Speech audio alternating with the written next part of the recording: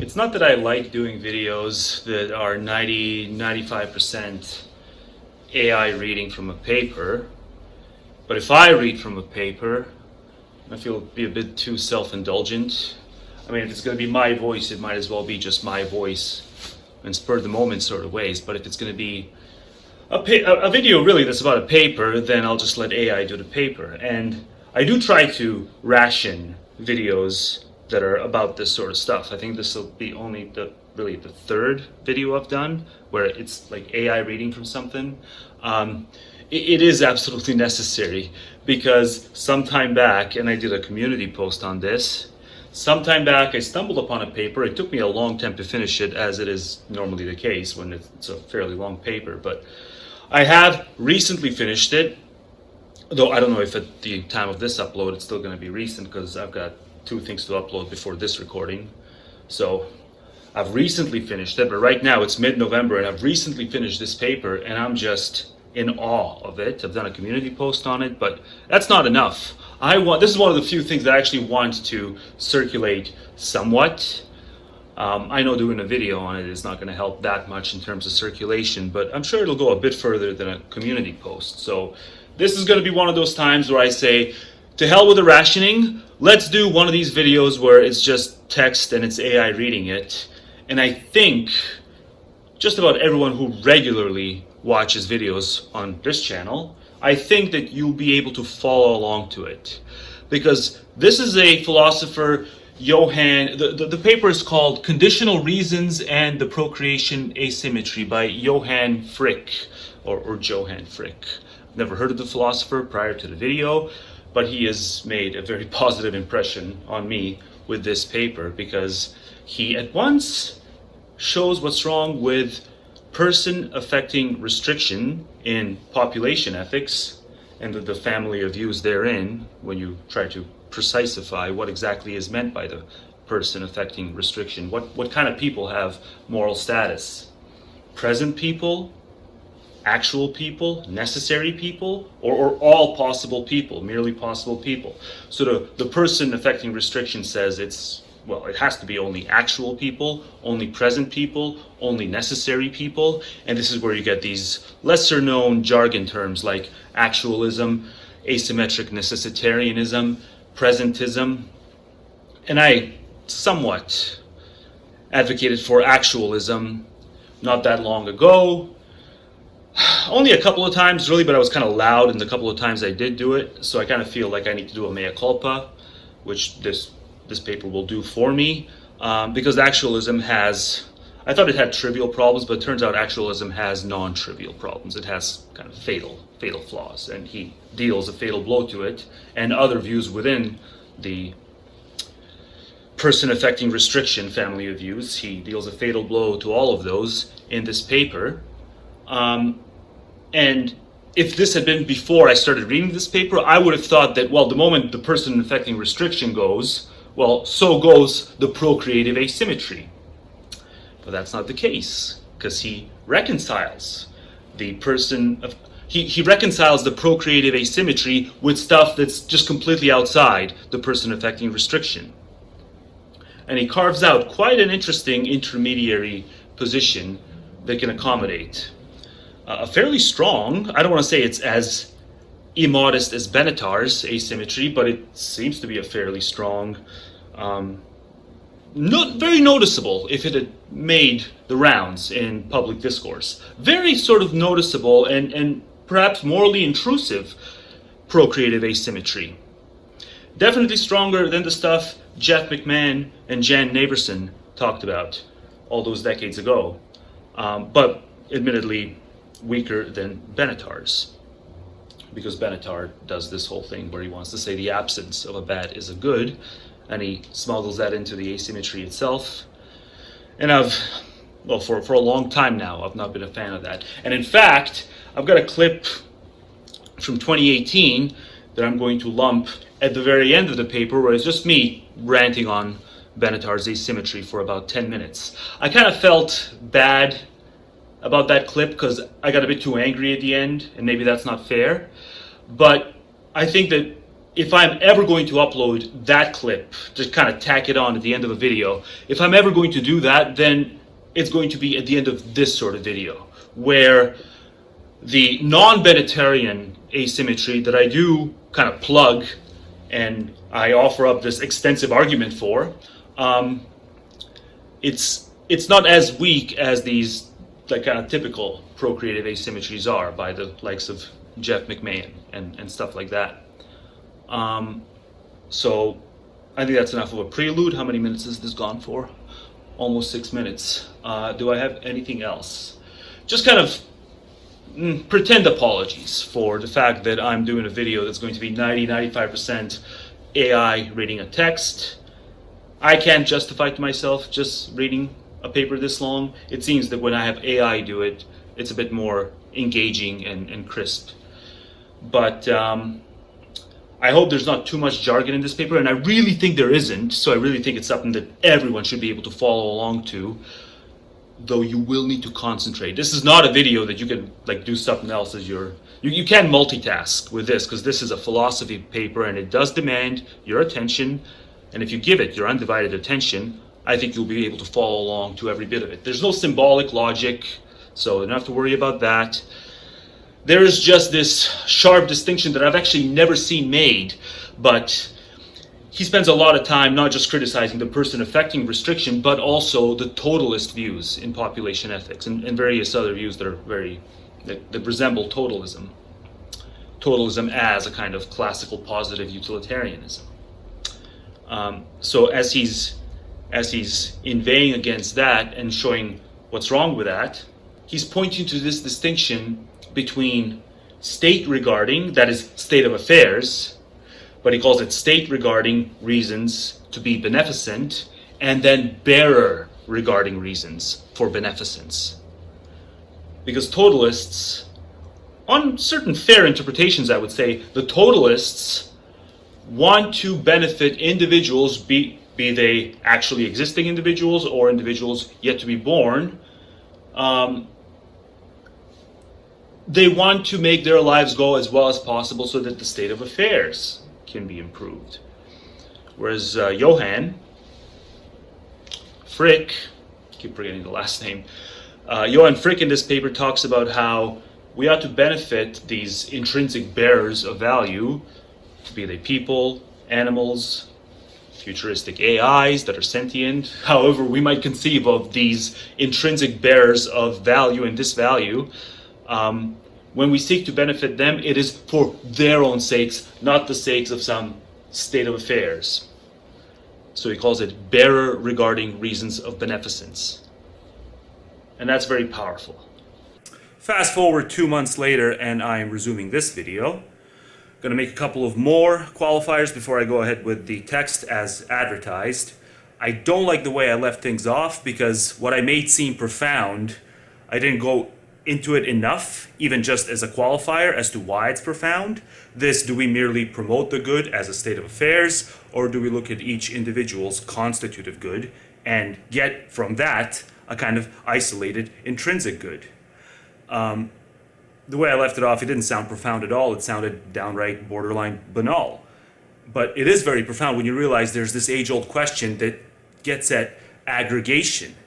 Because the totalists, and then outside of population ethics, just in normative ethics, the totalists, the consequentialists, have been said to only be able to justify their aggregative approach to ethics by saying that we ought to look at this state-given approach and promote the good proper, independent from all individuals, and then to pretty much push back against that and to say that the good is only constitutively promoted in that sort of way, but directly it's about individuals themselves. Individuals are not just these repositories of good and bad things, much less pain and pleasure. No, even if we have a broadened approach to what is ultimately good and bad, individuals can't just be these receptacles for that sort of thing. They have to be understood as being directly involved in it.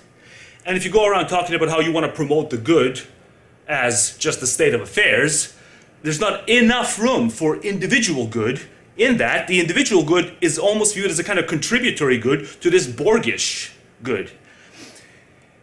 And traditionally, when people want to critique that, they take aim at consequentialism itself, because consequentialism is very much associated with aggregation. But see, in this paper, he does such an ingenious job of pointing out how, well, either answer is compatible with aggregation, either answer is compatible with a consequentialist approach. Because he stakes out a position that is very critical, very scrutinous of this state-given approach. And I don't want to talk about it too much now because the point will be made much better in the paper, but it's important to recognize that if you've ever actually felt scrutinized for wanting to aggregate something, but you still really did believe that it was all in the interest of these individuals, not as some abstract state of affairs, but individuals being directly involved in making that state of affairs better and worse, you don't have to give up aggregation. Whatever is wrong with aggregation, arguably, is detached from that sort of scrutiny where individuals are mere containers in terms of what makes a state of affairs better and worse. That's very important to point out.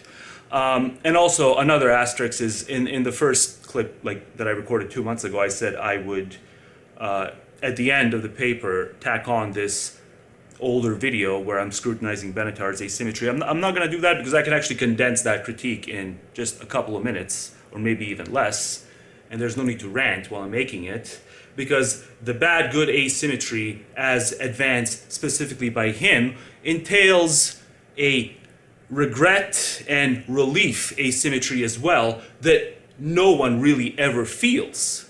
So the absence of bad being a good everywhere you look outside of this pale blue dot is not meant with anything remotely close to resembling a relief. And yet the manifested bad, well, we do feel regret over that. So in terms of our reactive attitudes, there's a huge gaping hole. The fact that no one really ever feels relief at that. That was one thing I threw in that 10-minute rant.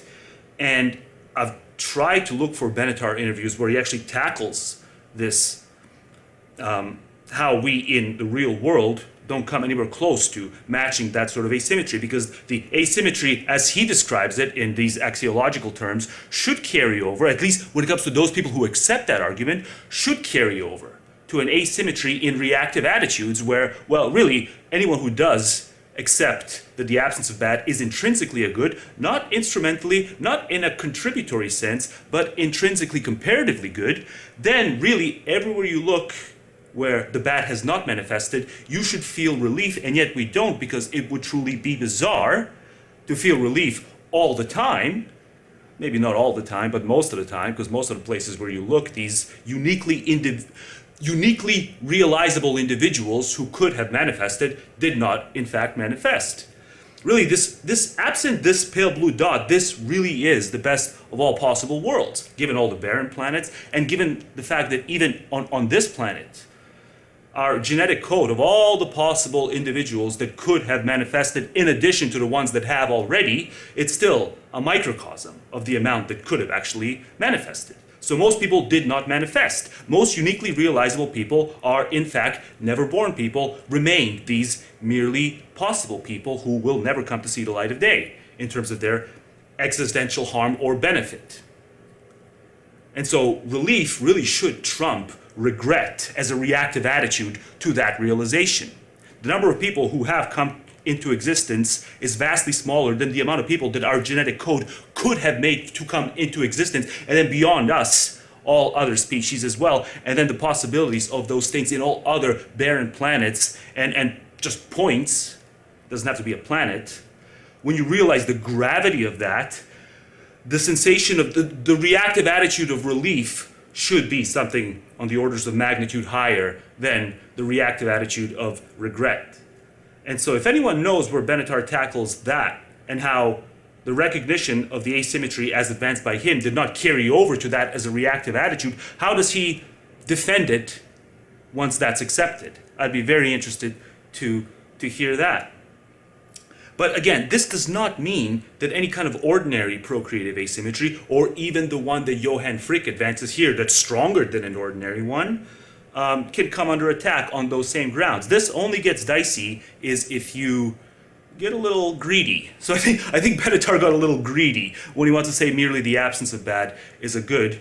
And all these discussions that have been held it just amazes me that no one ever brought up the relief-regret asymmetry as a reaction to that, and how no one really, of the people who have accepted the Benatar point of view on what a procreative asymmetry really should look like, how it ought to be carved out, they haven't really pushed him on pointing out how that does really entail nothing but relief. Like 99.9% of the time, as we're encountering the universe, or hell, just even our planet, the possibilities, the counterfactuals, it really does mean being on relief mode overwhelmingly. And regret mode somewhat, but nowhere near close as often as the relief mode. So if anyone knows about how he, I mean, I'm sort of a connoisseur of Benatar's content, and I've never seen that, and it's incredibly strange, because it's such a, it's like almost an intuitive thing you might want to think, an intuitive challenge you might want to pose once you truly grasp what his specific asymmetry is. And as you read this paper, you'll see that it's applicable in all kinds of worlds that are far less, like it can still hold in a Omelas style world, this kind of procreative asymmetry, just as long as we stipulate that a life can be foreseeably bad or foreseeably good, right? So an unwillingness to bring into existence a life that an oracle assures you is going to be the greatest life of all time, and you can bring it about at zero cost to yourself, right? Even if you don't want to accept the asymmetry Johann puts into place here, you should still accept an asymmetry of magnitudes, because even if you want to say that that's wrong, you are assured. So it's not just foreseeably going to be the best life of all time, you've been guaranteed that it's going to be the best life of all time. You can bring it to existence. You're not going to sacrifice anything of your own. This person will not make any sort of adjustments to the world at large.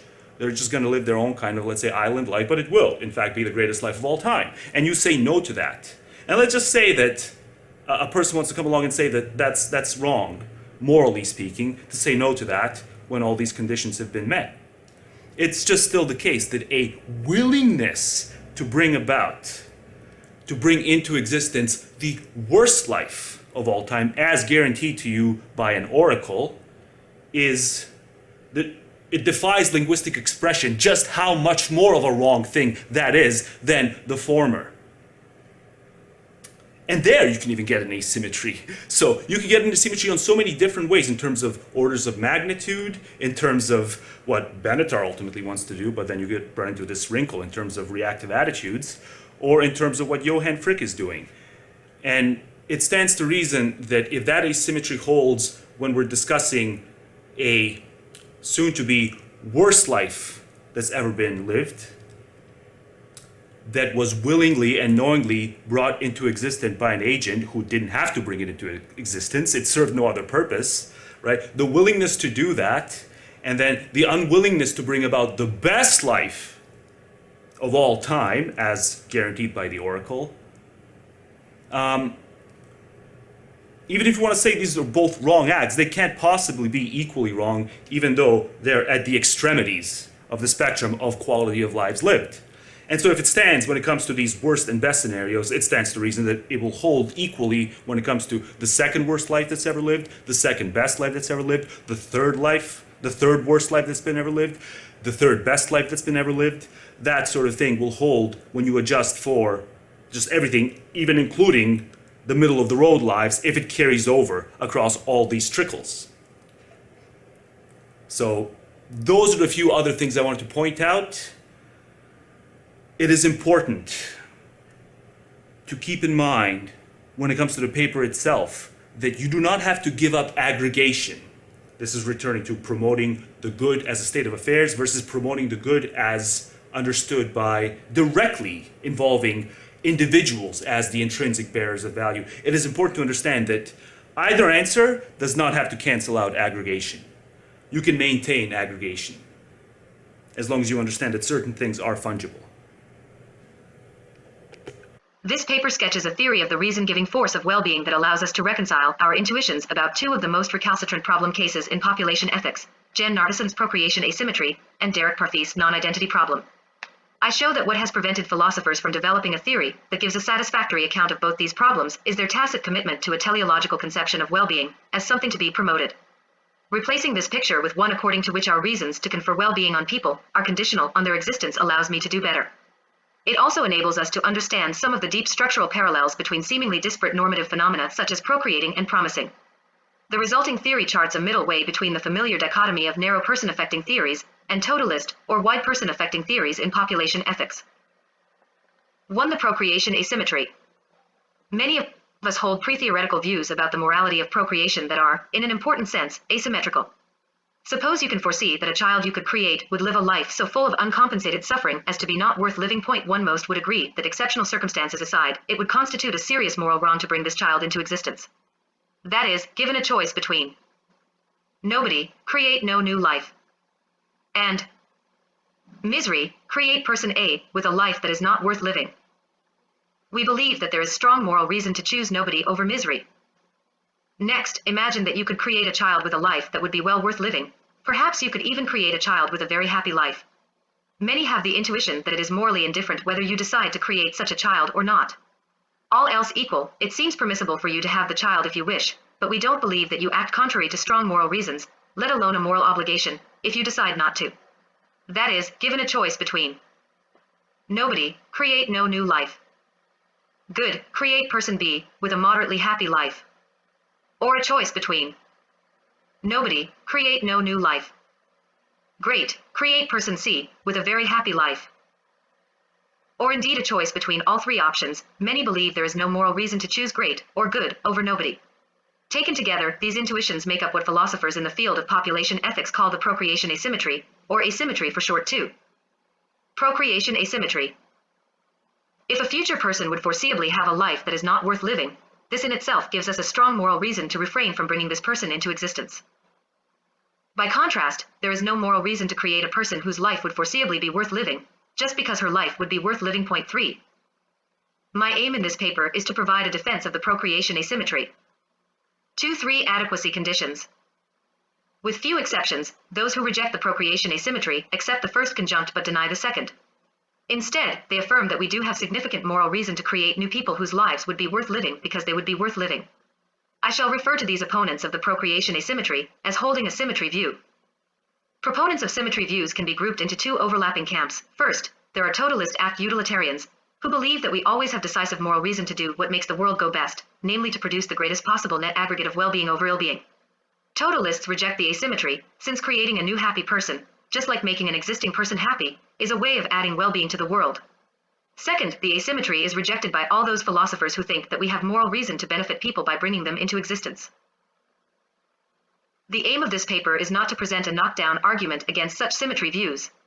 Given the very fundamental nature of this disagreement, such an argument would be hard to come by. More importantly, there is a sense in which such an argument is not needed. The asymmetry strikes many people, even some of those who have opposed it in print, as intuitively highly plausible. For instance, John Broome, after almost 15 years of arguing against the intuition, confesses to still being gripped by it. We intuitively care about the well-being of people who exist. We want their well-being to be increased. If it is increased, an effect will be that there will be more well-being in the world. But we do not want to increase the amount of well-being in the world for its own sake. A different way of achieving that result would be to have more people in the world, but most of us are not in favor of that. We are not against it either, we are neutral about the number of people. 4. Furthermore, common sense ethical thought rejects many of the strongly revisionary implications that symmetry views would appear to have. Again, I quote from Broome. When people's lives are saved, by making roads safer or in other ways, the well-being of the people who are saved is generally small in comparison to the well-being of all the new people, their descendants, who come into existence as a result. This is perfectly predictable. If all the descendants' well-being had to be counted too, that would enormously alter the value we attach to saving people's lives. But actually, in judging the value of safety on the roads, we routinely ignore all this well-being. 5. Finally, upholding the asymmetry intuition also has important theoretical payoffs within the field of population ethics, since rejecting, too, invites a version of Parfit's repugnant conclusion. If we have pro tanto moral reason to create any life that is worth living, this opens up the possibility that creating a world in which a very large number of people have lives that are barely worth living is morally preferable to one in which every member of a smaller population enjoys an excellent life. What has stood in the way of more widespread acceptance of the procreation asymmetry amongst population ethicists is that, to date, all attempts at fleshing out and defending this intuition have encountered serious difficulties. In particular, I claim, there are three minimal adequacy conditions which no existing account of the procreation asymmetry has so far managed to satisfy. First, it has proven surprisingly difficult to give an account of the procreation asymmetry that does not preclude us from giving the intuitively correct verdict about another famous problem case in population ethics, Derek Parfe's non-identity problem 6. Consider non-identity case. You are contemplating whether to have a child. You face a costless choice between three options. Nobody, create no new life. Good, create person B, with a moderately happy life. Great, create person C, with a very happy life. Assume that the reason why person B would have a life that is foreseeably less happy than that of person C is that B would be born with a life that, while still worth living, is affected by a serious congenital ailment. The judgment that almost everyone has about this case is this. Non-identity intuition, you have a strong moral reason not to choose good over great. Point 7. Indeed, your reason not to choose good over great in this case seems comparable in strength to your reason not to choose good over better in the following same person CASE 8. Same person case. You face a choice between three options. Nobody, create no new life. Good, create person B, with a moderately happy life. Better, create person B, with a very happy life. The problem, as I show in the next section, is that most existing attempts to defend the procreation asymmetry commit us to rejecting the non-identity intuition. This seems an unacceptable price to pay. Thus, the first adequacy condition on a defense of the procreation asymmetry is that it allows us to uphold the non-identity intuition. In addition, I believe that a successful account of the procreation asymmetry must offer a non-question begging response to two basic challenges. Consider first what I term the objection from benefit. We all recognize that we have pro tanto moral reasons to benefit existing people by doing what is good for them, for instance saving their lives, which allows them to live longer. Given this, shouldn't we recognize a corresponding moral reason to benefit future people by bringing them into existence with a life worth living? Note that proponents of this objection from benefit need not be committed to the claim that it is better, or worse, for a person to be brought into existence. This claim has struck many philosophers as incoherent, since, they contend, it implies that it would have been worse for that person never to have existed. But this, it is argued, cannot be the case. If the individual in question never exists, there is no person for whom non-existence is worse, and consequently no one for whom existence would have been better. The comparandum lacks a subject. Point 9. Recall the old Yiddish joke, life is so terrible, it would be better never to have been born. Response, who is so lucky? Not 1 in 10,000. The joke works because people who never exist can be neither the subjects of fortune or misfortune. There is, however, a way of putting the objection from benefit that does not encounter such conceptual difficulties. As Jeff McMahon points out, it is both coherent and plausible that being caused to exist with a life worth living can be good for a person in a non-comparative sense, namely insofar as the intrinsically good elements of the person's life more than compensate for the intrinsically bad elements. 10. This can be true despite the fact that the outcome in which she does not exist would not have been bad, or worse, for her. Mutatis mutandis. It can be non-comparatively bad for a person to be brought into existence with a life that is overall not worth living, despite the fact that never existing would not have been good, or better, for her. Because bringing a person into existence can be good or bad for her in this non-comparative sense, it is also plausible to speak of acts of procreation as benefiting and harming those whom they create. McMahon calls these existential benefits and harms, in contrast with ordinary benefits and harms, which are bestowed or inflicted on existing people, or on future individuals whose existence is independent of the act that causes or constitutes the benefit or harm. 11. The question raised by the objection from benefit, then, is this: if what is good for existing people, ordinary benefits, makes a moral claim on us, why not also what is good for possible future persons, existential benefits? Fully grasping the objection from benefit will immediately block one mistaken way of thinking about the procreation asymmetry, namely to view it as just an instance of a more general moral asymmetry between the strength of our reasons not to harm and the strength of our reasons to benefit other people. Those who accept the asymmetry believe, to paraphrase Jan Narveson's famous dictum, that while there are often weighty moral reasons to make existing people happy, there is no corresponding moral reason to make happy people. By contrast, note that there is no such intuitive asymmetry when speaking of miserable lives. Our moral reasons against creating new lives that are miserable seem just as weighty as our reasons against making existing lives miserable. Thus, as Figure 1 illustrates, even if there is a general moral asymmetry between the strength of my reason not to harm and the strength of my reason to benefit other people, this couldn't explain why, while I often have weighty moral reasons to provide ordinary benefits to people, I have no moral reason to provide existential benefits to people by creating them. Figure 1. Open in Figure Viewer PowerPoint. The putative general asymmetry between harming and benefiting can explain why, all else equal, R1 is stronger than R2 and R3 is stronger than R4. But it cannot explain why R2 is stronger than R4. Second, there is what I call the objection from symmetry. We accept that if causing a person to exist would foreseeably be bad for that person, because her life would be not worth living, this gives us moral reason against bringing her into being. By symmetry of reasoning, why does the fact that causing a person to exist would foreseeably be good for that person, because her life would be worth living, not give us moral reason for bringing her into being? I have explained my objective in this paper, and stated 3 minimal adequacy conditions on successfully accomplishing it. Let me now briefly lay out how I shall proceed from here. The argument of my paper will unfold in 3 parts. In section 3, I survey a number of previous attempts to account for the procreation asymmetry, and show that they are all unsatisfactory, since they would commit us to rejecting the non-identity intuition. I then argue that the common element that has bedeviled these previous attempts is a tacit commitment to a teleological conception of well-being as something to be promoted. In sections 4 and 5, I set about clearing away this problematic assumption and replacing it with a more plausible account of the reason-giving force of well-being. According to the view I advocate, our moral reasons to confer well-being on people are what I call bare-regarding reasons, and as such are conditional on the fact that the person being benefited exists. This allows me to offer an account of the procreation asymmetry that strikes me as both theoretically neat and inherently plausible, and allows me to meet the objections from benefit and symmetry. Finally, in sections 6-9, I develop a unified account of the morality of procreation, which accommodates all the intuitive data under consideration, namely both conscience of the procreation asymmetry, as well as our moral judgments about same-person case and non-identity case. 3. The procreation asymmetry versus the non-identity intuition. Proponents of the procreation asymmetry, we have seen, embrace 2 claims. I. You have a strong moral reason to choose nobody over misery. 2. You have no moral reason to choose great or good over nobody. As I shall now show, one of the key stumbling blocks for a plausible defense of the asymmetry is to explain how I and 2 can both be true, without being committed to denying the non-identity intuition, according to which 3. You have a strong moral reason not to choose good over great. One moral view which has no problems explaining the truth of 3 is, of course, totalist utilitarianism. According to totalism, we have decisive moral reason to do what makes the world go best, namely to produce the greatest possible net aggregate of well-being over ill-being. In the non-identity case, choosing great adds more to the total sum of well-being in the world than either good or nobody. So this is the option that, all else equal, we ought to pick, according to totalism. Hence, there is strong moral reason not to choose good over great, as 3 affirms. But the very feature which allows totalist utilitarians to provide an easy account of the non-identity intuition also forces them to reject the second conjunct of the procreation asymmetry. After all, creating a new person with a life worth living will also add to the total amount of well-being in the world. Hence, we have moral reason to do so. Totalists can thus give the right answer to the non-identity problem, but only at the price of giving up the second conjunct of the asymmetry.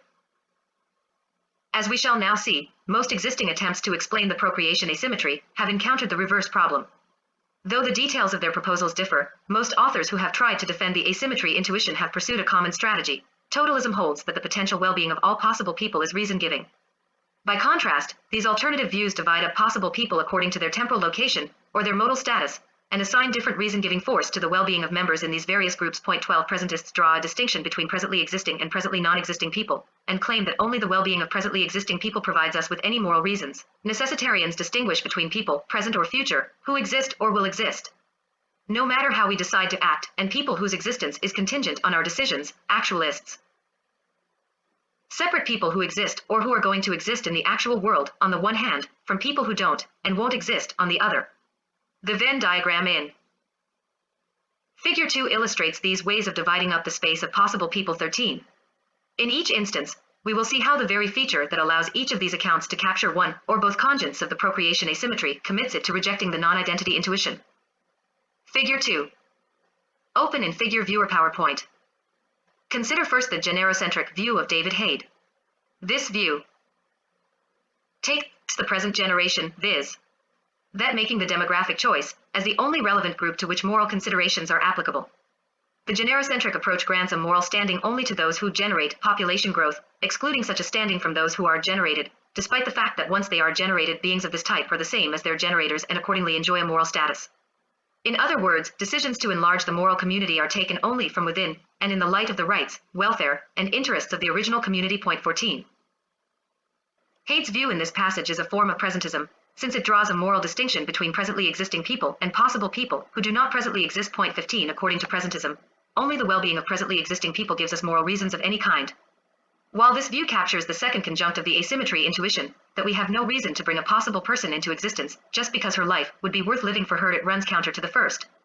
According to presentism, there is no welfare-related reason not to create a new person whose life would be miserable, since moral considerations stemming from people's welfare apply only to those who presently exist.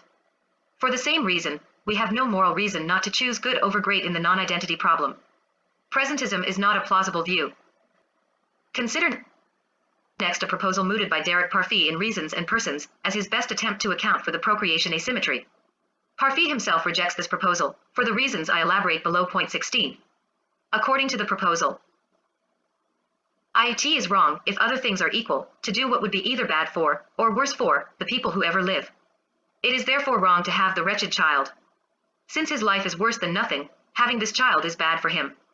But it is in no way wrong to fail to have the happy child, whose life would be well worth living. True, if the couple had this child, this would be good for him. But if they do not have this child, this would not be bad for him. Point 17. Parfit's proposal is a form of moral actualism.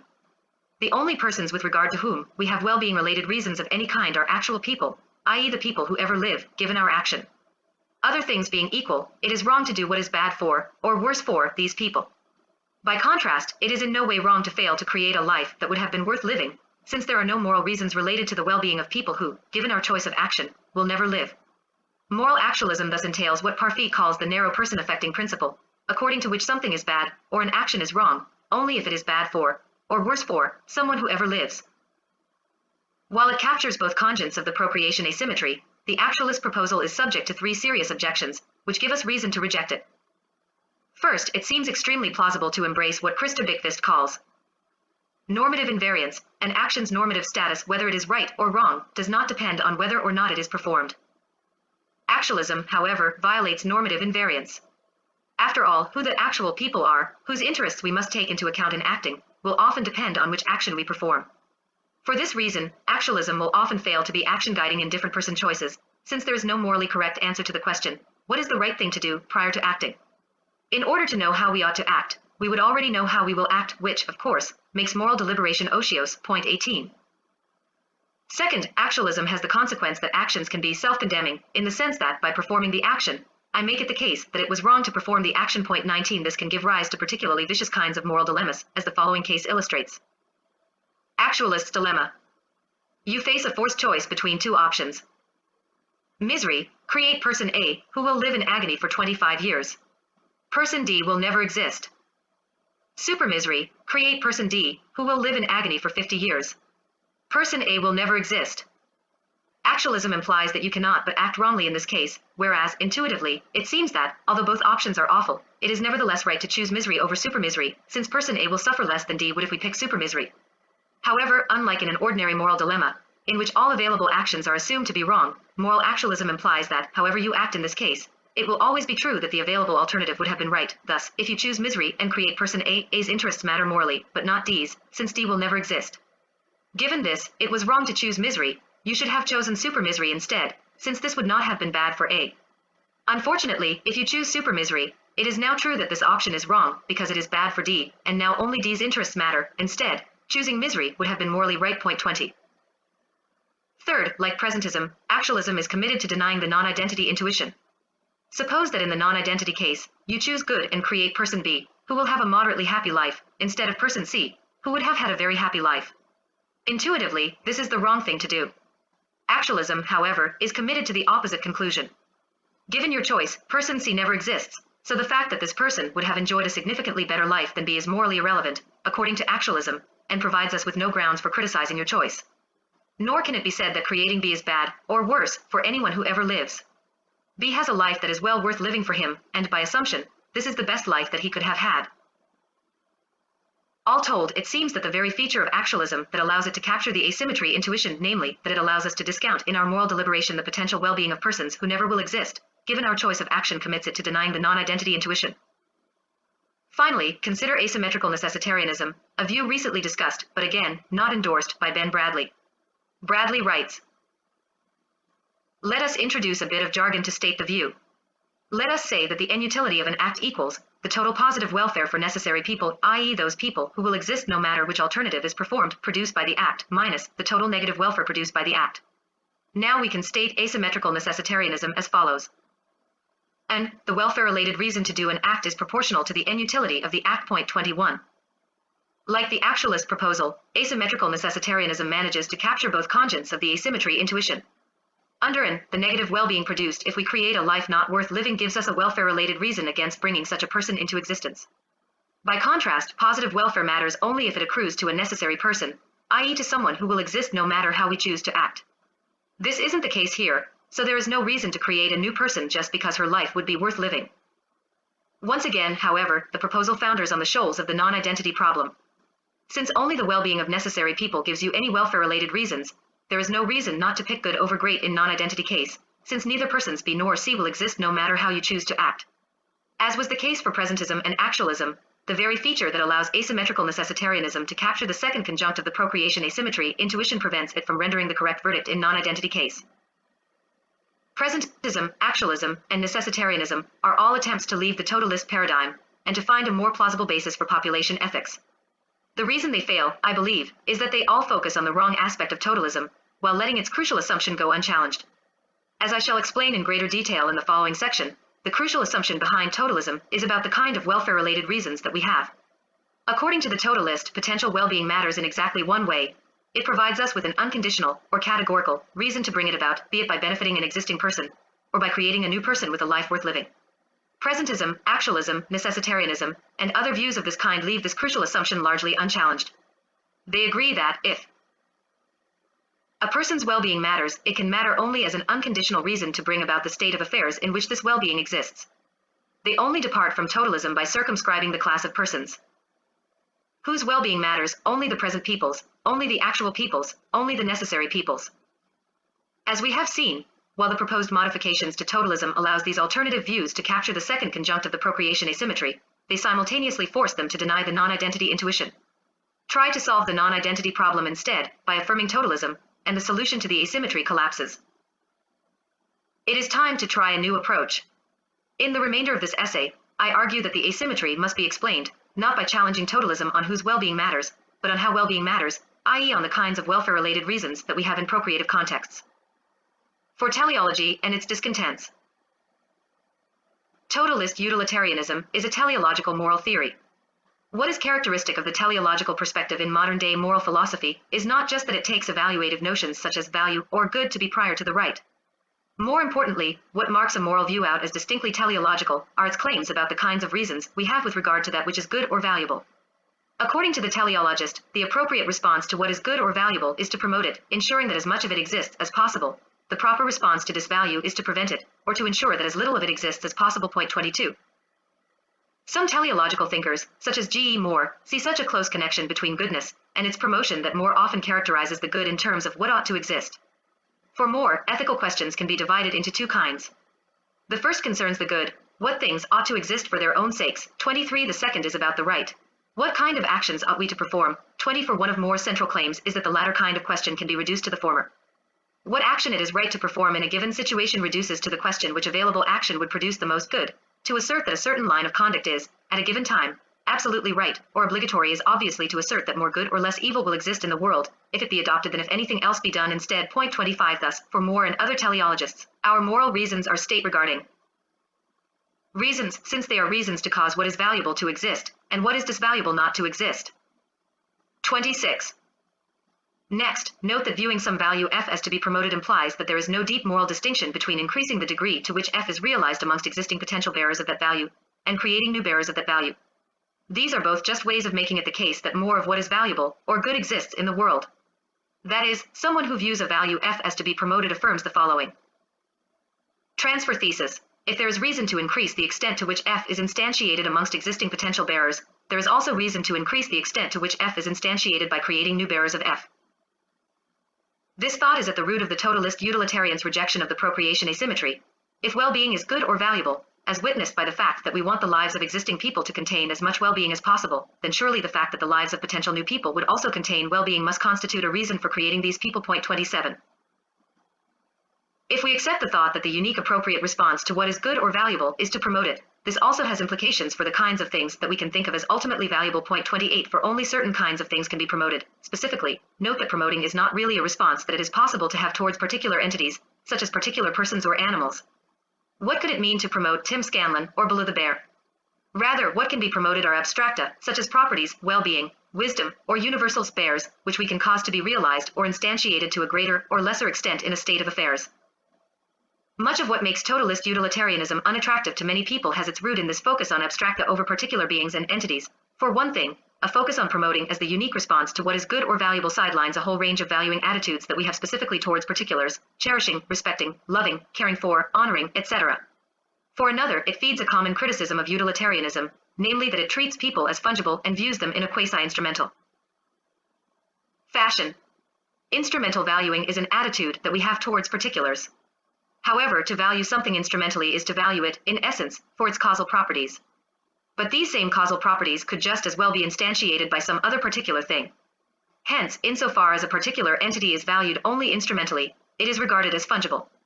Similarly, a teleological view which regards our welfare-related reasons as purely state-regarding can be accused of taking a quasi-instrumental approach towards people. It views them as fungible receptacles for well-being, not as mattering qua individuals. 29. Totalist utilitarianism, it is often said, does not take persons sufficiently seriously. By treating the moral significance of persons and their well-being as derivative of their contribution to valuable states of affairs, it reverses what strikes most of us as the correct order of dependence. Point 30. Human well-being matters because people matter, not vice versa. I have focused on totalist utilitarianism in this section, not because I believe that it is the only, or indeed the most plausible, basis on which philosophers tend to reject the procreation asymmetry and endorse a symmetry view. One alternative is a version of the Wideperson affecting principle, first discussed by Derek Parfit in Chapter 18 of Reasons and Persons. According to this view, we have moral reason to bring about that outcome which gives to people the greatest total net sum of benefits, where these include the existential benefits to people of being brought into existence. Like totalist utilitarianism, this Wideperson affecting view rejects the asymmetry, but does so for a different reason. All else equal, it is claimed, we have reason to create new happy lives because doing so will benefit people. More, not because we have state-regarding reason to bring about a state of affairs in which the value of well-being is maximally promoted. We shall return to Wideperson affecting views in the following section. Rather, the reason I have focused on totalist utilitarianism is because reflecting on the shortcomings of this view strikes me as the easiest way to recognize the attractions of an alternate way of conceiving the reason-giving force of well-being. According to my proposal, which I sketch in the next section, whatever moral reasons we have to confer well-being on people are not state-regarding, but what I call bearer-regarding reasons. As we shall see, if this is the correct way to think of the reason-giving force of well-being, then the asymmetry becomes not just relatively straightforward to explain, but indeed hard to resist. 5. Bearer-regarding reasons and the second conjunct of the asymmetry. My strategy for defending the procreative asymmetry begins by locating it in a wider normative phenomenon. It is striking that a teleological approach, according to which our moral reasons relating to some value F must be state-regarding reasons to promote F, seems even more problematic for moral values other than well-being. Consider, for instance, the value of justice.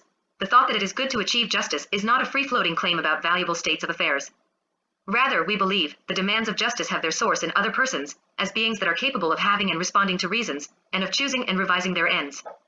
As such, they have the standing to demand of us certain appropriate attitudes and behaviors, amongst which is a reciprocal willingness to structure our shared institutions and social interactions in a manner that is justifiable to all. Given that we are surrounded by such beings, social interaction with which gives rise to demands of justice, we also have reason to think that the world is better, all things equal, if we succeed in treating one another justly. But this thought is a derivative. One which follows from the normative reasons we have to structure our institutions and social interactions in a way that is justifiable to all. It does not flow from the belief that justice is a value that ought to be maximally instantiated. Indeed, it would plainly be absurd to think of justice as a value to be promoted in the sense of the transfer thesis, such that we could have moral reason to create new persons, just in order that they may treat one another justly. If that were the case, the claims of justice would be limitless. It would be impossible in principle to achieve a situation that is perfect from the point of view of justice, for we could always promote this value further by creating new people whose relationships with other persons also instantiate the value of justice. Similar remarks apply, mutatis mutandis, to many other values: liberty, equality, fairness, honesty, fidelity, loyalty, promise-keeping, gratitude, charity, health, safety, etc. None of these values appear even remotely plausible as candidates for promotion, in the sense of the transfer thesis. For instance, while we recognize strong moral reasons to make people free and equal, freedom and equality clearly do not require us to create new people so that they, too, may instantiate these values. Indeed, it is striking that in thinking about these other values, we soon notice asymmetries that are structurally analogous to the claims of the procreation asymmetry. Consider the case of promise keeping. Most of us believe that we have a moral reason not to make a promise that we won't be able to keep. Compare, we have a moral reason not to create a life that will unavoidably be not worth living. By contrast, we do not think that we have a reason to make a promise just because we will be able to keep it. Compare, we do not have a moral reason to create a new life just because that life will be worth living. My contention is that there is indeed a common moral phenomenon which explains why all moral values, including the value of human well-being, exhibit intuitive asymmetries similar to the one that we observe in the case of procreation. But for simplicity of exposition, I will focus only on the parallel between the procreation and promising asymmetries. In the case of promising, it is not hard to see why I have no reason to make a promise, just because I can keep it. Making a promise on the account I favor involves the promiser giving the promisee a claim right to a certain future action on the part of the promiser. In language that will be helpful when comparing promising to procreation, we could say that the act of promising involves creating a promisee, i.e. creating a bearer of a promissory claim right. I submit that any reason to keep a promise derives from the existence of such a promisee. 31 It is, to coin a new term, a bearer guarding reason. If this is the right way to think about promising, then it is plain that there could not be a promissory reason to make someone a promise and keep it. 32 Consider the following simple argument. Suppose that I am deliberating whether or not to make the following proposition true. A. It is not the case that I keep a promise to marry. Under what conditions do I have moral reason to avoid making A true? Suppose it is independently the case that I have made, or will make, marry a promise. 33 In that case, I have reason to avoid making A true. For A then describes an outcome in which I break my promise to marry, Mary's promissory claim right is infringed. On the other hand, suppose it is not independently the case that I have made, or will make, marry a promise. I then have no moral reason whatsoever to avoid making A true. It is perfectly acceptable for me to make A true by never making marry a promise in the first place. Admittedly, if I make A true, the world will contain fewer kept promises, all else equal, than if I make marry a promise and keep it. But this is of no moral significance. We do not think of kept promises as the kind of thing that we have reason to promote by maximizing the number of kept promises. As Holly Smith remarks, keeping a promise does not seem to add any moral value to the world that must be taken into account when deciding whether to make that promise. 34 Rather, whatever reasons, I have to make it the case that I keep a promise derived from the existence of someone with a promissory claim right against me. But a reason that depends on some condition obtaining cannot, at the same time, be a reason to make that condition obtain. Hence, in the absence of a promisee, the absence of a kept promise is of no concern. I will now show that, if you were persuaded by the arguments of the previous section that we should reject totalism's view of happiness as something to be promoted, then you should accept a precisely parallel set of claims with regard to our reasons to confer well-being on people. Suppose I am deliberating whether or not to make the following proposition true. B. It is not the case that person S is happy. Let us distinguish two ways in which B can be true. S exists. B then describes an outcome in which I either fail to make an already existing person happy, or in which I create a new person who is miserable. S does not exist. B then describes an outcome in which I fail to make a happy person. According to the totalist, I have moral reason to avoid making B true in either of these ways. For the outcomes described by I and 2 are both outcomes in which I fail to promote happiness as fully as I could. But totalism, I argued, is an unattractive view, since it takes the significance of persons to be derivative of their contribution to good states of affairs. The truth, I submit, is almost exactly the reverse. The reason it matters that S is happy is that S herself matters. As a person, S is a being with moral status. There are many competing views about what properties of a person ground her moral status, but my argument does not depend on any particular account. I will just mention my own view, which is that a person S's moral status is grounded in the fact that S has a good, and is capable of having reasons and choosing ends. Just in virtue of possessing these properties, I submit, S has a claim that we regulate our conduct and attitudes in certain ways out of regard for her interests, desires, and rights. She is, in John Rawls's phrase, a self-originating source of valid claims. 35. Given that S's moral status gives us reason to regulate our conduct in these ways, we also have reason to think that the world goes better, all else equal, if we successfully comply with these reasons, in some cases by conferring well-being on S. But this thought about the goodness of states of affairs in which we benefit S is a derivative one. It follows from the reasons we have to satisfy S's valid moral claims. As Elizabeth Anderson remarks, benevolence, correctly understood, is not just a desire that welfare exist. It is a concerned attitude towards people. 36. When we desire what is good for a person from an attitude of benevolence, we desire his good for her sake. Our reasons to make it the case that S is happy bear regarding not state regarding reasons. If this picture of benevolence is correct, there is a sharp distinction to be drawn between cases I and 2 above. If I am in case I have moral reason to avoid making B true. For to do so would be to fail to respond to reasons to benefit S that are given to me by the existence of S, a being with moral status. Things are very different in case 2, where I make B true by failing to create S. If our reasons to be concerned with S's happiness derive not from the contribution that S's happiness makes to a valuable state of affairs, but rather from S herself, then, where S does not exist independently of our action, there is no moral pressure to create S, just so that she may experience happiness. Nor is there any moral reason to be exercised by the non-existence of a potential person whose life would have been well worth living, since there is no person for whose sake we have reason to be exercised. This is the deep truth behind Jonathan Bennett's remark that while we have reason to deplore a situation where a person lacks happiness, there is no reason to deplore a situation where happiness lacks a person. 37. Reasons that derive from the existence of a particular person cannot, at the same time, be reasons to make it the case that this person exists. From the fact that creating S would constitute an existential benefit to S, we therefore cannot infer that there is a moral reason of beneficence to create S. If this is so, the Wideperson affecting view mentioned in the previous section is revealed to be an unstable halfway house. The view correctly departs from totalism in reversing the priority relationship between people and states of affairs. Our moral reasons to confer well-being on people are not state-regarding but bear-regarding reasons. However, proponents of the Wideperson affecting view fail to take this realization to its logical conclusion, namely that we have no moral reason of beneficence to create new lives, just because they will be happy. If our moral reasons to be concerned with S's happiness derive not from the contribution it makes to a valuable state of affairs, but rather from S herself, then, in a world where S herself is absent, there is no moral reason to lament the absence of S's potential happiness. If this argument goes through, I have shown how jettisoning the totalist utilitarian's view of well-being as something to be promoted in favor of a more attractive view, according to which our reasons to benefit people are bear regarding, lends support to the second conjunct of the procreation asymmetry. At the same time, nothing I have said in this section challenges the first conjunct of the procreation asymmetry, i.e. the claim that we do have moral reason to avoid creating lives that will foreseeably be miserable. For the world in which I create S with a miserable life is precisely a world in which proposition B above is true, and this fact is of moral concern, since S exists in that world. We do have moral reason to deplore a situation where a person lacks happiness. A bear-regarding view according to which our moral reasons to confer well-being on a person are dependent on that person's existence therefore is in no way incompatible with us having a categorical reason to avoid creating miserable lives. 38. 6 Moral standards and the procreation asymmetry. I now embark on the third and final part of my paper. My aim in what follows is to develop a unified account of the morality of procreation, which makes sense of all the intuitive data so far discussed, namely both conscience of the procreation asymmetry, as well as our moral judgments about the same person case and the non-identity case. In so doing, it will be helpful to first introduce a new bit of terminology, that of normative standard.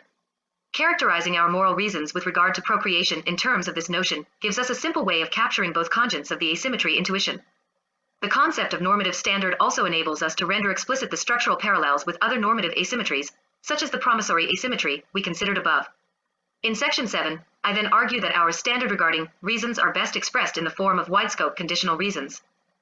Finally, in sections 8 and 9, I show how this framework can be extended to account for our intuitions about the same person case and the non-identity case respectively. A normative standard, as I shall use the term, is a criterion of evaluation that applies to those outcomes of an agent's actions that fall within the scope of the standard. An outcome can either fail to satisfy the standard, in which case there are standard regarding reasons to avoid this outcome, or it can pass or satisfy the standard, in which case there are no standard regarding reasons against bringing it about. That in virtue of which a standard has normative force, I call its ground. The scope of the standard is coextensive with those outcomes in which its ground ever exists. If the ground never exists in some outcome, the standard does not apply to that outcome, and consequently we can have no standard regarding reasons against bringing it about. Let us consider some examples to familiarize ourselves with this notion. Suppose I am deliberating whether to promise you to walk your dog tomorrow. See Figure 3. Figure 3. Open in Figure Viewer PowerPoint. I know that, if I make you this promise, my subsequent actions will be subject to a new moral standard. I can satisfy this standard by walking your dog tomorrow, or fail it by breaking my promise and not walking your dog. Thus, conditional on making the promise today, I have a standard regarding reason to walk your dog tomorrow. What grounds the moral force of this standard is that in both outcomes that I can bring about, conditional on having promised to walk your dog, you are the bearer of a promissory claim right concerning my actions tomorrow. By contrast, if I do not make you this promise, I remain free to do as I please, at least as far as the promissory standard is concerned. For in this case, there is nothing that grounds a promissory reason to behave in any particular way tomorrow. My actions fall outside the scope of the promissory standard. Suppose, next, that I can foresee that, having made you the promise, I will be unable to keep it. That is, in figure 3, if I make the promise, I will unavoidably bring about outcome 2, in which I fail the promissory standard. Knowing this, I have a standard regarding reason to avoid making the promise in the first place. More generally, there is a standard regarding reason to avoid bringing about an outcome to which a normative standard applies, and in which I am unable to satisfy that standard. By contrast, there can be no standard regarding reason against producing an outcome which is not governed by that standard. Thus, there can be no promissory reason against not making a promise, even a promise that I could keep. Hence, given a choice between bringing about an outcome to which a standard applies, and that standard is satisfied, and bringing about an outcome that is outside the scope of the standard, I have no standard regarding reasons to do the former rather than the latter. The notion of a normative standard is also helpful in thinking about cases where our reasons are prudential, not moral, in nature. Suppose I am thinking of climbing Mount Everest, figure 4. Figure 4. Open in Figure Viewer PowerPoint. I know that, at that altitude, I will need a functioning oxygen mask, a need that I won't have if I don't climb the mountain. In Figure 4, outcomes 1 and 2, in which I climb the mountain, are thus subject to a prudential standard, the standard of my need for a functioning oxygen mask, which does not apply to the outcome in which I remain in the flatlands. Here again, the fact that I foreseeably will be unable to satisfy a prudential standard gives me a reason to avoid outcomes to which that standard applies. The fact that I don't have a functioning oxygen mask gives me a reason not to attempt the climb. By contrast, the fact that I could satisfy a prudential standard does not, in itself, give me a reason to bring about an outcome to which this standard applies and is satisfied, rather than an outcome that falls outside the scope of this prudential standard. The mere fact that I have a functioning oxygen mask does not give me a reason to climb Mount Everest. Consider, finally, how the notion of a normative standard can help us to explain both halves of the procreation asymmetry, figure 5. I claim that any outcome in which I create a new person S is subject to a moral standard, that of S's well-being, which is grounded in the existence of S, a being with moral status. This moral standard is satisfied if S has a life that is worth living, and failed if she has a life that is not worth living. By contrast, the standard of S's well-being does not apply to an outcome in which I do not create S. Figure 5. Open in Figure Viewer PowerPoint. If I am unable to give S a life that is worth living, I have a standard regarding reason not to create S. This captures the first conjunct of the procreation asymmetry. By contrast, the mere fact that I could create a person S whose life would be worth living does not give me a moral reason to do so. For I have no standard regarding reason to bring about an outcome to which the standard of S's well-being applies, and that standard is satisfied, rather than an outcome that falls outside of the scope of this normative standard. This captures the second conjunct of the asymmetry. Before I go on, let me pause to briefly comment on the dialectic of this and the previous section. Attentive readers will have noticed that the notion of normative standard is itself asymmetrical. There are standard regarding reasons not to bring about an outcome to which a normative standard applies, and that standard is failed, whereas there are no standard regarding reasons to bring about an outcome to which a normative standard applies and that standard is complied with.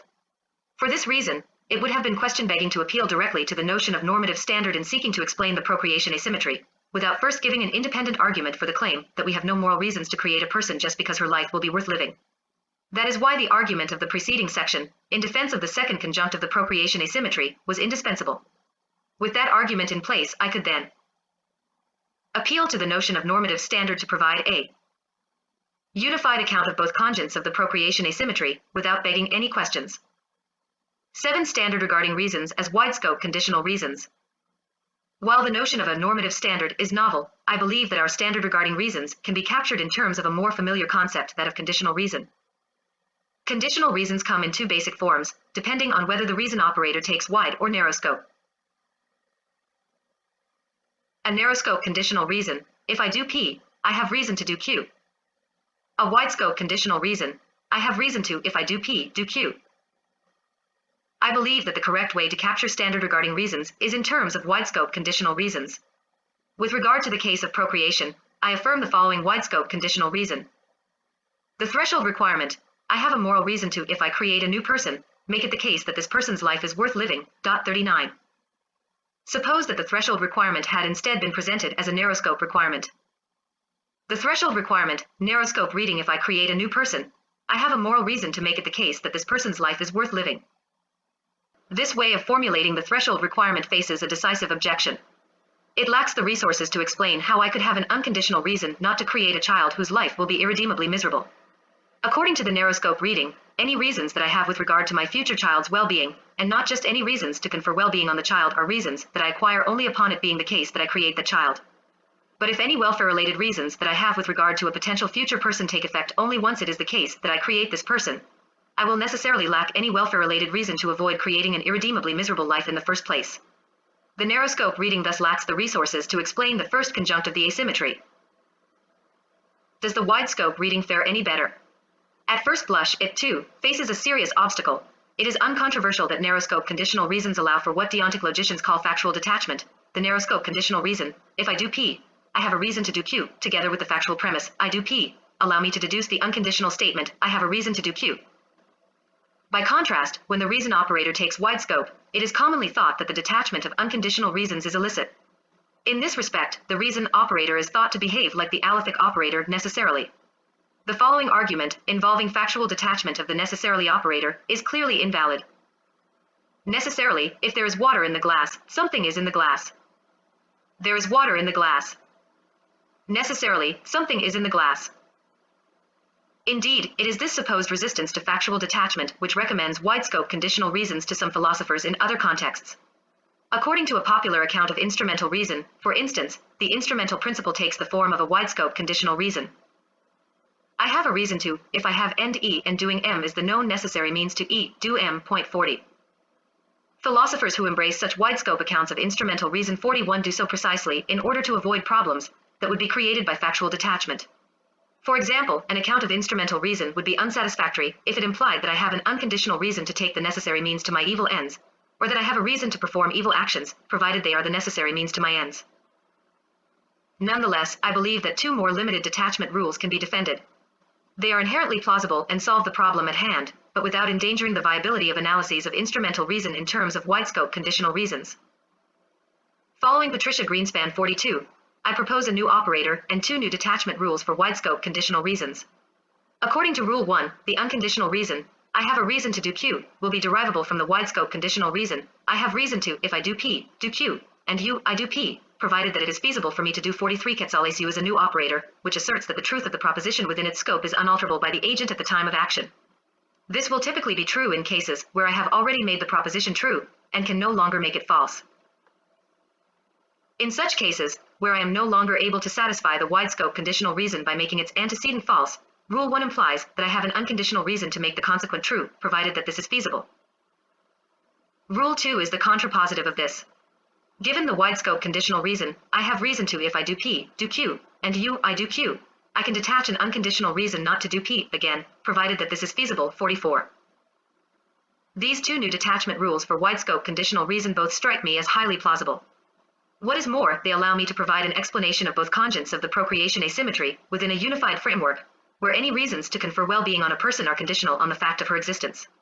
Consider again the threshold requirement I presented above. The threshold requirement, I have a moral reason to, if I create a new person, make it the case that this person's life is worth living. According to Rule 2, if it is unavoidably true that, should I create a certain child, I will fail to make it the case that this child can have a life worth living, for instance because, due to a severe congenital ailment, the child's life would be irredeemably miserable, I have an unconditional reason not to create this child. Thus, together with Rule 2, the wide-scope reading of the threshold requirement allows me to affirm the first conjunct of the procreation asymmetry. At the same time, there is no unconditional reason under the threshold requirement to create a child, just because I will be able to give it a life worth living. Rather, any reason to confer well-being on the child is conditional on that child's existence. Only once the proposition, I create a child, is unavoidably true, typically, once I have created the child, does Rule 1 allow me to detach an unconditional moral reason to make it the case that the child has a life that is worth living. This accounts for the second conjunct of the procreation asymmetry. 45. The resulting view also offers principled responses to the objection from benefit and the objection from symmetry. If our moral reasons to confer benefits on people are conditional on their existence, this explains why we often have weighty moral reasons to provide ordinary benefits, which accrue to people who either already exist or will exist independently of our action, but no moral reasons to provide existential benefits to people by bringing them into existence. And if the morality of procreation is governed by the threshold requirement plus the two detachment rules outlined above, this explains why, although we don't have a moral reason to create people just because their lives would be happy, the fact that a person's life would unalterably be miserable if we created them does give us a categorical reason not to bring them into existence. 8. The same person case and the maximization requirement. Although the threshold requirement accounts for both conjuncts of the procreation asymmetry, it does not capture all our well-being related reasons in procreation. For instance, the threshold requirement, by itself, cannot explain our confident intuition about the same person case, namely that given a three-way choice between nobody, good, and better, you have strong moral reason not to choose good over better. This is because even in good, the child you create will have a life that is worth living, and hence the threshold requirement will be satisfied. Nonetheless, I believe that the framework of normative standards has the resources to capture our intuition about the same person case. To see how, we must refine our understanding of normative standards. Up to this point, I have discussed normative standards as if passing and failing a normative standard were binaries. But as a matter of fact, most normative standards are likely to be non-binary, in the sense that there are different degrees of success and failure in satisfying the standard.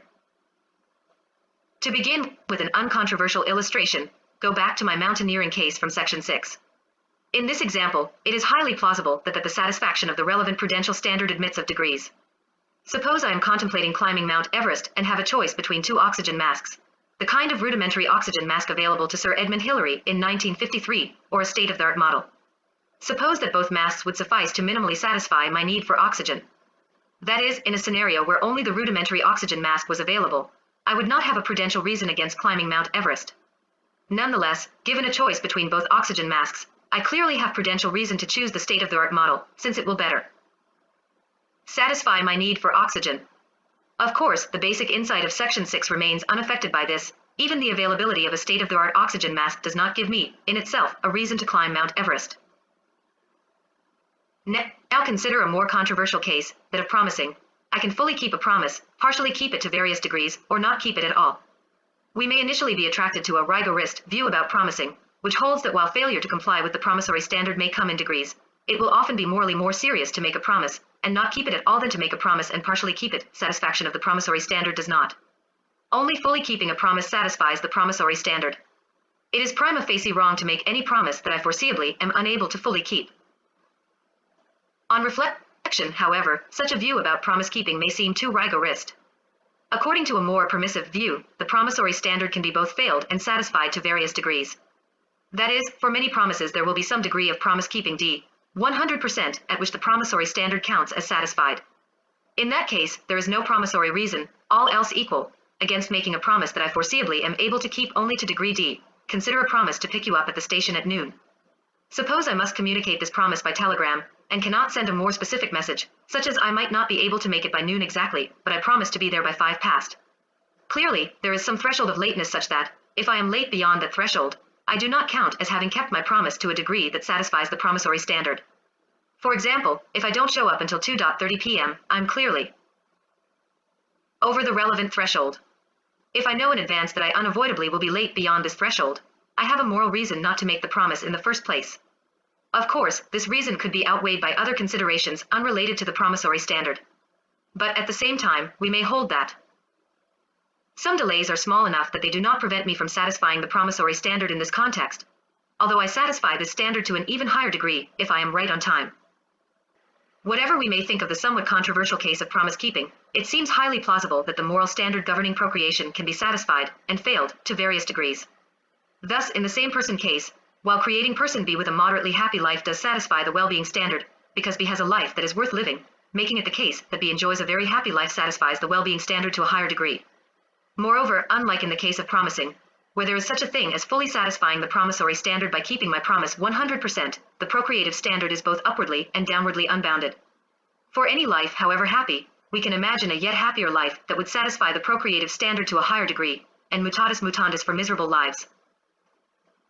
Suppose I have persuaded you that the satisfaction of normative standards often admits of degrees.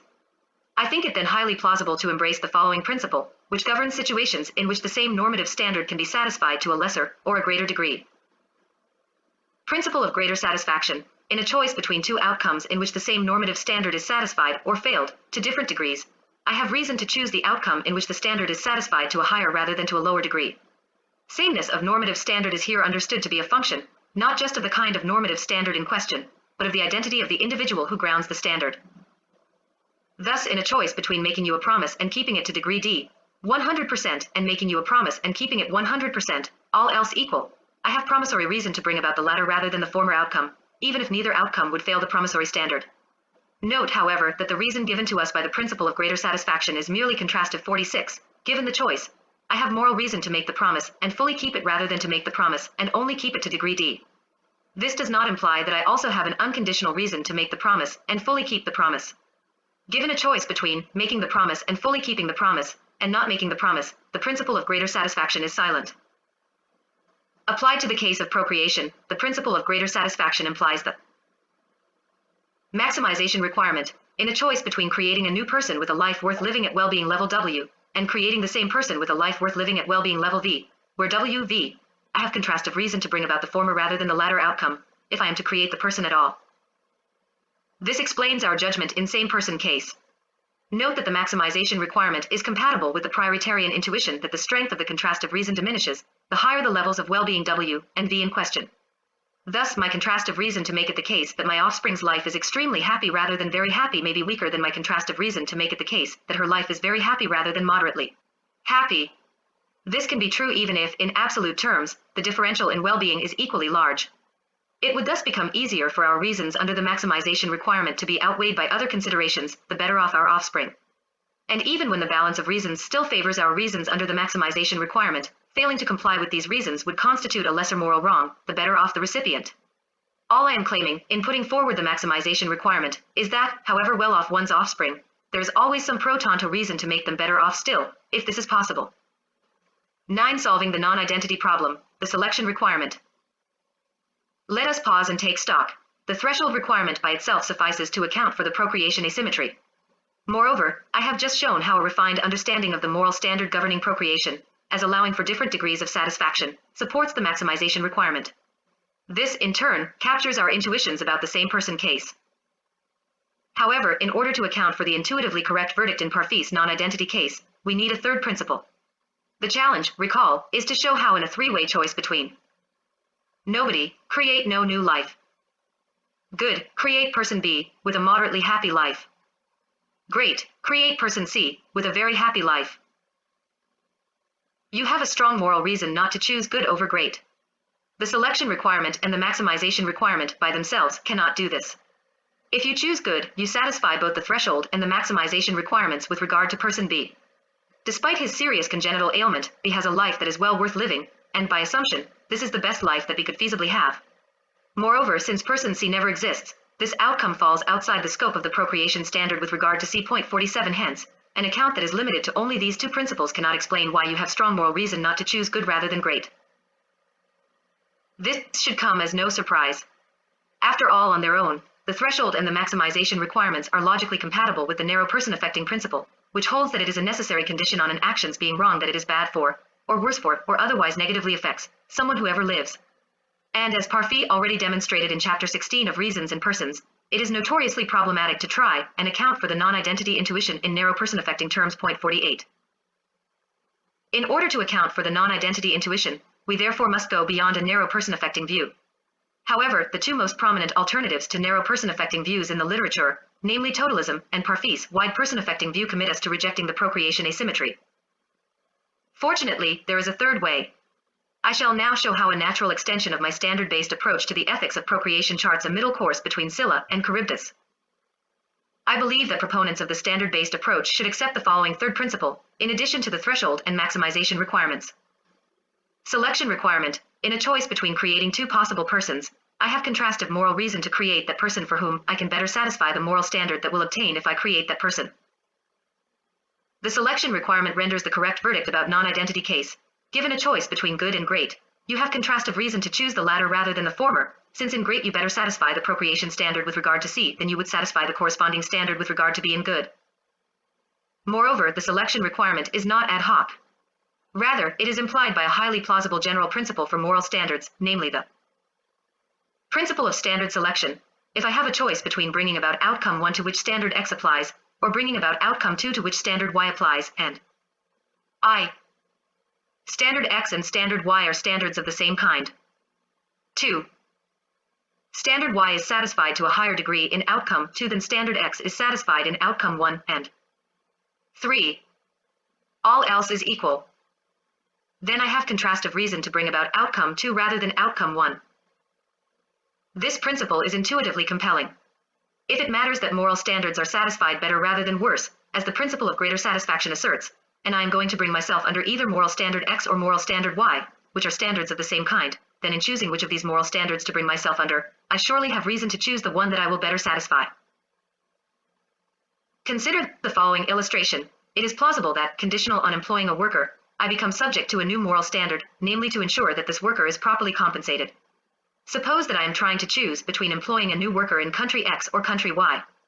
The amount of money that I am able to pay in wages is the same in either case, and the two countries are at purchasing power parity. However, due to a confiscatory income tax regime in country X, the worker in that country would receive only a small fraction of the wages I pay. As a result, the take-home pay for this worker, while not unconscionably low, would be quite miserly for the type of work in question. By contrast, the take-home pay for the worker in country Y would be very decent. Suppose that the two cases are alike in all other morally relevant respects. Point 49. The principle of standard selection then implies that, if I am going to hire anyone, I have a pro tanto moral reason to hire the worker in country Y rather than country X, since I am better able to fulfill the moral standard that I bring myself under if I hire this worker than the one I bring myself under if I hire the other worker. If it matters that my workers are properly compensated, then, all else equal, I should hire the worker whom I can compensate more adequately. This is true even if I would not violate any moral standard by hiring the worker in country X. Point 50. So far, we have seen that the selection requirement delivers the correct verdict about the non-identity case, and is backed up by a compelling general principle, the principle of standard selection. Let us now see how the selection requirement meshes with the general approach to the ethics of procreation that I have defended in this paper. As I argued in section 5, there are no moral reasons to be exercised over the non-existence of a potential person whose life would have been well worth living, since there is no person for whose sake we have reason to be exercised. However, if we do decide to create a person, we have moral reason to be concerned that her life goes well. Indeed, we should affirm a stronger claim. Conditional on creating any new person, we have moral reason to want her life to go as well as possible in an absolute sense, unconstrained by questions of practical feasibility. Thus, if the new person's life, while still worth living, is only moderately happy because the person is burdened by some serious congenital ailment, there is reason to regret this for that person's own sake. This is true, even if, as a matter of practical feasibility, this person's life goes as well as it could. It follows that, by creating the very happy child in non-identity case, you ensure that the world as it is comes closer to the world as you have reason to want it to be, conditional on having a child, than would be the case if you create the less happy child. This, surely, gives you a reason to choose great over good. It is precisely because, for each person, conditional on her existence, we have bare regarding reasons to want her life to go as well as possible in an absolute sense, that in deciding whom to create, we should aim to select that person whose life we expect to go absolutely best. This explains our intuition in the non-identity case. Unlike totalism or the Wideperson affecting view, the selection requirement has the virtue of capturing the non-identity intuition without having to postulate an unconditional reason to create person C, with his very happy life. My moral reason for choosing great over good is merely contrastive. If I am going to create any person, I have reason to choose great rather than good. The selection requirement is therefore entirely compatible with the claim that in a three-way choice between nobody, good, and great, I have no moral reason to choose great or good over nobody. As the bare regarding view of beneficence maintains, there is no unconditional moral reason to confer benefits on people by creating them. If we wanted to give a proficient label to the view that emerges from combining the threshold, the maximization, and the selection requirements, we could call this a conditional Wideperson affecting view. Parfis' Wideperson affecting view gives a more plausible explanation than totalism for why, in a choice between good and great, you ought to pick great. The Wideperson affecting view tells you to pick great because that way people are benefited more, not because this brings about a state of affairs in which the value of well-being is more fully promoted. The problem with the Wideperson affecting view, as we saw, is that it postulates an unconditional moral reason to confer benefits on people, including by bringing them into existence. The same reasoning that advocates not choosing good over great also militates in favor of choosing great in a three-way choice between great, good, and nobody. And this, of course, amounts to denying the asymmetry. The conditional Wideperson affecting view avoids this implication. According to this view, if you are going to pick either good or great, you ought to pick great, because this benefits people more. You thereby achieve more of what you have reason to want for person C's sake, conditional on her existence, than what you would have reason to want for person B's sake, conditional on his existence. But at the same time, there is no moral reason to create a new sake for which we have reason to do things. In a three-way choice between great, good, and nobody, there is nothing wrong with choosing nobody. My view thus allows me to give the correct answer in non-identity case, while simultaneously upholding the procreation asymmetry. 10. Conclusion. In this paper, I set out to reconcile our intuitions about two of the most recalcitrant problem cases in population ethics, the procreation asymmetry and the non-identity problem. I showed that what has prevented philosophers from developing a theory that gives a satisfactory account of both these problems is their tacit commitment to a teleological conception of well-being as something to be promoted. Replacing this picture with one according to which our reasons to confer well-being on people are bare regarding, and thus conditional on their existence, allowed me to give a defense of the procreation asymmetry that strikes me as both theoretically neat and inherently plausible. At the same time, I showed how the underlying theory of the reason-giving force of well-being has the resources to underwrite the intuitively correct verdict about the non-identity problem. I said at the outset that the aim of this paper was not to provide a knockdown argument against opponents of the procreation asymmetry. Rather, I set myself the more modest aim of showing how this attractive intuition could possibly be true, given the difficulty of providing an account of the intuition that did not face fatal problems above all, forcing us to deny the non-identity intuition. However, having explained how we can uphold the procreation asymmetry without giving up on the non-identity intuition, it is now perhaps time to ask, if you can have your cake and eat it too, why not do both? 51. Notes. One more precisely, imagine that such a child would have a life that is, in Derek Parfit's phrase, worth not living, since its life would be worse than a life spent in a permanent coma, which would also be not worth living. For stylistic reasons, I will continue to use the former locution. However, you may assume throughout that when I refer to a life as not worth living, this is also a life that is worth not living, in Parfit's sense. 2. The asymmetry was first discussed by Jan Narveson in Utilitarianism and New Generations, Mind 76, 1967, pages 62-72. The label is due to Jeff McMahon, Problems of Population Theory, Ethics, 92, 1981, pages 96 to 127. 3. In this essay, I do not take a stand on what, exactly, makes a life worth living or not worth living for a person. That is, I shall remain agnostic with regard to the correct theory of well-being, which I understand as that which makes a person's life worth living for that person. The asymmetry, I argue, is true whichever theory of well-being we have most reason to endorse. In keeping with established practice in the literature on the asymmetry, I sometimes employ the phrases, a happy life, and a miserable life as synonyms for a life worth living, and a life not worth living.